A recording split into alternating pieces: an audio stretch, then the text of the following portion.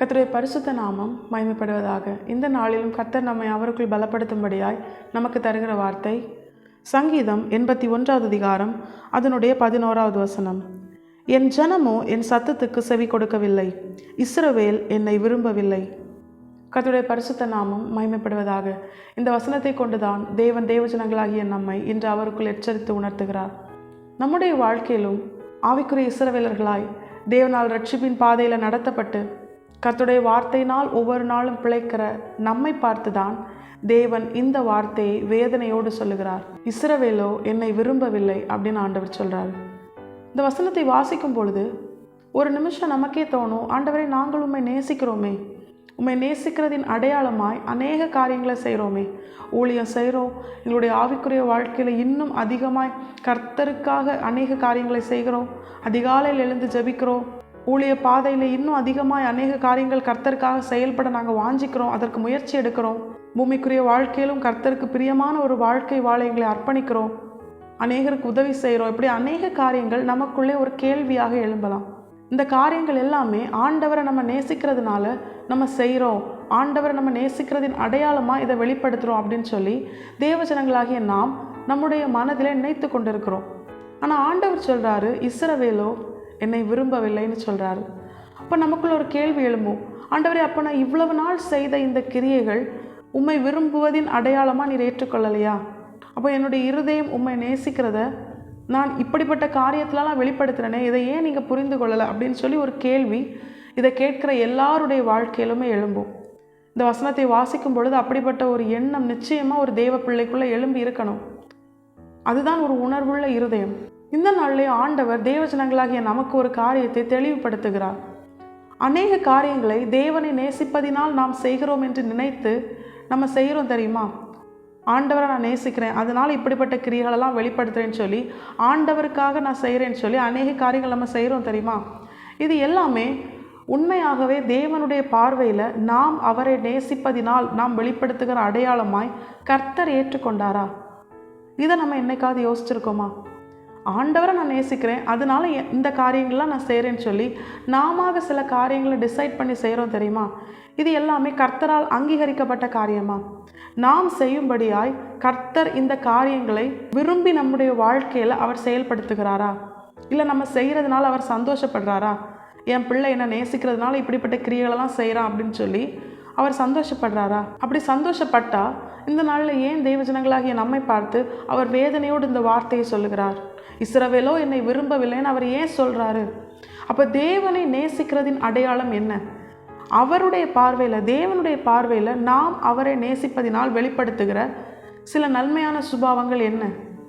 இந்தந்த கிரியைகள்லாம் செஞ்சால் ஆண்டவருடைய பார்வையில் என்னுடைய பிள்ளை, என்னுடைய ஜனம் என்னை நேசிக்குதுன்னு சொல்லி அவர் எந்த காரியத்தை அங்கீகரித்து வைத்திருக்கிறார், நம்மை குறித்த அவருடைய விருப்பம் என்ன அப்படி நம்ம தியானிச்சோன்னா இந்த வசனத்தின் துவக்கத்திலேயே ஆண்டவர் அதற்கான பதிலையும் தராரு. ஏன் இஸ்ரவேல் என்ன விரும்பலை அப்படின்னு சொல்லி ஆண்டவர் சொல்கிறாருன்னா, இந்த வசனத்தின் துவக்கத்தை நீங்கள் வாசிச்சிங்கன்னா, என் ஜனமோ என் சத்தத்துக்கு செவி கொடுக்கவில்லை, இஸ்ரவேல் என்னை விரும்பவில்லை. எப்பொழுது இஸ்ரவேல் ஜனங்கள் தேவனுடைய சத்தத்திற்கு செவி கொடுக்கவில்லையோ, தேவனுடைய சத்தத்திற்கு கீழ்ப்படியவில்லையோ, அப்பொழுதுதான் தேவன் சொல்லுகிறார் இஸ்ரவேல் என்னை விரும்பவில்லைன்னு.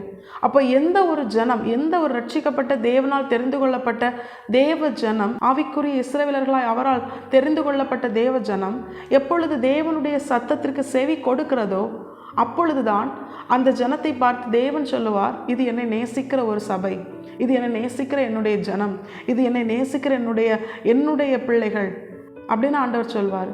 யார் ஒருவன் தன்னுடைய வாழ்க்கையில் தேவனுடைய சத்தத்திற்கு தன்னுடைய செவியை சாய்க்கிறானோ, தேவனுடைய சத்தத்திற்கு கீழ்ப்படிய தன்னை முழுமையாக அர்ப்பணிக்கிறானோ, அவனை குறித்து தான் வேதம் சொல்லுகிறது, அவன் தேவனை விரும்புகிற ஒரு பிள்ளையாக இருக்கிறான், தேவனை நேசிக்கிற ஒரு பிள்ளையாக இருக்கிறான். புதிய ஏற்பாட்டிலும் இயேசு கிறிஸ்து இந்த காரியத்தை சொல்லுகிறத நம்ம பார்க்கலாம். ஒருவன் என்னிடத்தில் அன்பாக இருந்தால் என் கற்பனைகளை அவன் என்ன பண்ணணும், அவன் கை கொள்ளணும்னு ஆண்டவர் சொல்கிறாரு. யோவான் சுவிசேஷம் 14வது அதிகாரத்தில் நம்ம பார்க்குறோம். அப்போ நம்முடைய வாழ்க்கையிலும் நம்ம அநேக காரியங்களை ஆண்டவரை நேசிக்கிறதுனால செய்கிறோம்னு நினச்சிட்டு இருந்தோம் தெரியுமா? இவைகள் அனைத்தும் தேவனால் அங்கீகரிக்கப்பட்டவைகள் அல்ல. இப்போ ஆண்டவர் சொல்கிறாரு, ஆண்டவர் நம்ம இடத்துல எதிர்பார்க்கிறது என்ன தெரியுமா? நாம் அவருடைய சத்தத்திற்கு செவி கொடுக்கணும். தேவனுடைய சத்தத்திற்கு செவி கொடுக்கிறவனால மட்டும்தான் தேவனுடைய சித்தத்தை செய்ய முடியும். ஏன்னா அவருடைய சத்தத்தை கேட்டால்தான், அவர் நமக்கு தருகிற வார்த்தையை வைத்துதான் அவர் எந்தெந்த காரியத்தெல்லாம் நம்முடைய வாழ்க்கையில் நிறைவேற்ற விருப்பமாயிருக்கிறார், நம்மை குறித்து தேவனுடைய சித்தம் என்ன அப்படின்னு நம்மளால் தெரிஞ்சுக்க முடியும்.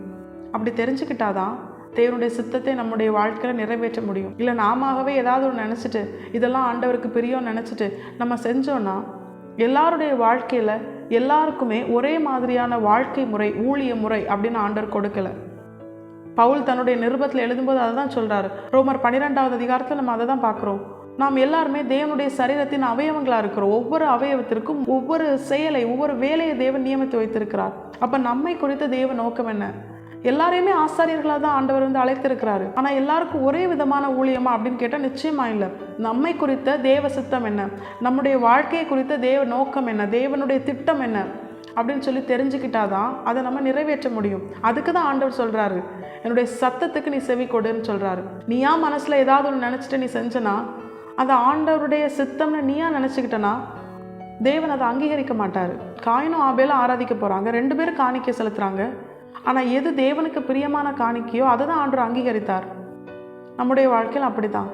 நாம நம்முடைய மனசில் ஏதாவது ஒரு காரியத்தை நினச்சிட்டு இது ஆண்டருக்கு பிரியமாக இருக்கும் அப்படின்னு நினச்சிட்டு, இது ஆண்டருக்காக நான் செய்கிறேன் அப்படின்னு நினச்சிட்டு நம்ம டைம் ஸ்பெண்ட் பண்ணி எல்லா காரியத்தையும் ஸ்பெண்ட் பண்ணி அதை செஞ்சாலும் அதை ஆண்டவர் அங்கீகரிக்கிறாரா?